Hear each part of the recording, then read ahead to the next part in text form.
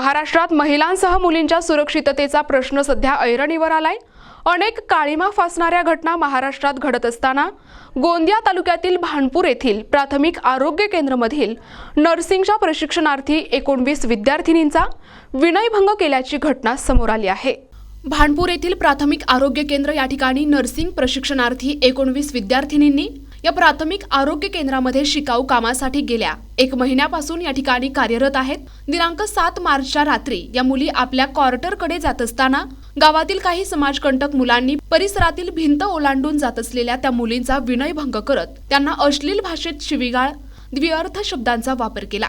त्यानंतर सरळ त्या मुलींच्या राहणाऱ्या क्वार्टरकडे धाव घेतली। त्या मुली क्वार्टरमध्ये जाताच क्वार्टरचे दार बंद करत असताना पुन्हा क्वार्टर जवळ येऊन मुलींवर दगडफेक केली। अश्लील भाषेत शिवीगाळ करत द्विअर्थी शब्दांचा वापर केल्यामुळे या मुली एकदम घाबरून गेल्या आणि आरडाओरडा केला। आरडाओरडा ऐकून परिसरातील डॉक्टर, नर्सेस आणि सुरक्षा रक्षक आले असता मुलांनी तेथून पळ काढला। या घटनेमुळे या शिकाऊ 19 मुली अत्यंत घाबरल्या होत्या। म्हणून त्या मुलींनी आपले प्राचार्य, डॉक्टर यांच्यासह गंगाझरी पोलीस स्टेशन या ठिकाणी दिनांक 8 मार्च रोजी अज्ञात मुलांविरुद्ध तक्रार दाखल केली असून पोलिसांनी या घटनेत सहभागी असलेल्या 3 मुलांना ताब्यात घेतले असून 1 मुलाचा शोध सुरू आहे। ताब्यात घेतलेल्या मुलांकडून विचारपूस सुरू आहे।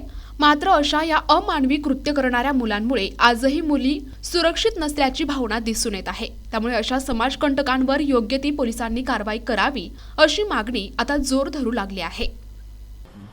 माझ्याकडे GNM आणि ANMचे प्रशिक्षणार्थी विद्यार्थी इथं प्रशिक्षणाकरता येतात। तर काल रात्री म्हणजे 7/3/2025 रोजी सुमारास 10-10:15 कालावधीमध्ये काही अज्ञात मुलं आले आणि त्यांनी जे क्वार्टर्स आहे जिथं आमचे प्रशिक्षणार्थी राहतात तर त्यांनी टॉन्टिंग वगैरे आणि थोडासा नाही का दुर्व्यवहारसारखा केला होता। तर जसं मला कळलं तसंच मग आज आम्ही त्यांना सर्वांना बोलवलं। इथं दगडफेक पण झाली होती। तर मग आम्ही त्यांचे ट्युटर पण आले होते, ट्युटर पण सोबत होते, मग त्यांचे प्रिन्सिपल पण आले होते आणि आम्ही मग नंतर गंगाझरी पोलीस स्टेशनमध्ये त्यांचे जे अज्ञात मुलं आहेत, ज्यावेळेस आम्हाला माहीत नव्हतं त्या मुलांबद्दल आम्ही FIR दाखल केली आहे। त्या मुलींनी जी मला माहिती दिली की 5-6 मुलं होते की ज्यांनी हे केलं। तर त्या मुलांबद्दल इथं आपण गंगाझरी पोलीस स्टेशनमध्ये आपण त्यांची तक्रार दाखल केलेली आहे, पोलीस तक्रार दाखल केली आहे सर। तिथं साधारणतः 19 मुली राहतात। गार्ड असताना ते बाजूला आपली एक आवार भिंत आहे, ते आवार भिंत कुदून आले होते, ते आपल्या मेन डोरनं आले नव्हते। गार्ड वगैरे पण आहेत आपल्याकडे, सर्वच आहे, परिचर आहे, स्वच्छता आहे, सिस्टर्स आहेत, आपला तिथं पूर्ण स्टाफ आहे। ज्यावेळेस ही घटना घडली तर त्यावेळेस जसं ते ओरडाओरड चालली तर बाजूचे जसं फोन केले त्यांनी तर माझे पूर्ण स्टाफ जो आहे जो तिथं राहतो ते सर्व धावत आले आणि त्यांनी सर्वांचं समुपदेशन केलं। एक सिस्टर तर त्यांच्यासोबत पूर्ण रात्री पण त्यांचा पूर्ण केअर घेतलं। मग नंतर ट्युटर वगैरे आले सर्व आणि आम्ही त्या मुलांचा पूर्ण सांत्वन केलं। आता सध्या सर्व मुलं सुरक्षित आहेत। तर आमच्या मुली ANM फर्स्ट इयरच्या आणि GNM फर्स्ट इयरच्या मुली भानपूर PSC इथे प्रशिक्षणासाठी आल्या आहे 1-1.25 महिन्यापासून।